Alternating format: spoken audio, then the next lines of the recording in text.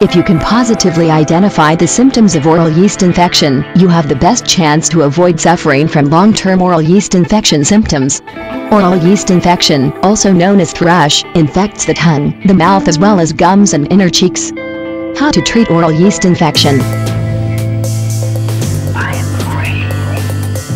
Oral yeast infection can be treated quite easily compared to other yeast infections. However, you should not allow to develop the infection, because it can cause more serious conditions. Other parts of the body including kidneys and lungs might be affected, and you also risk to infect other unsuspecting people. A person who has noticed that he or she suffers from oral yeast infection should at first understand which symptoms oral yeast infection shows and in which form you can expect it to appear. You have to understand first of all that fungus which causes yeast infection is normal and will not necessarily affect a healthy person. Fungus becomes dangerous only when a certain amount of bacteria is present in the body. Candida fungus grows sometimes because of a certain hormonal balance and chemical changes in the body. This in turn leads to development of oral yeast infection symptoms. On the other hand, the balance of good fungus can be upset by certain antibiotics.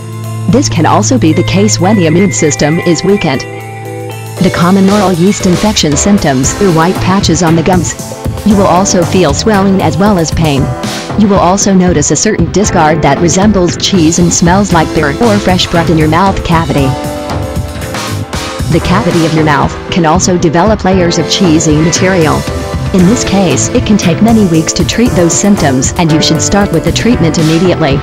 If you don't treat these yeast infection symptoms in time, this might affect your esophagus and your stomach.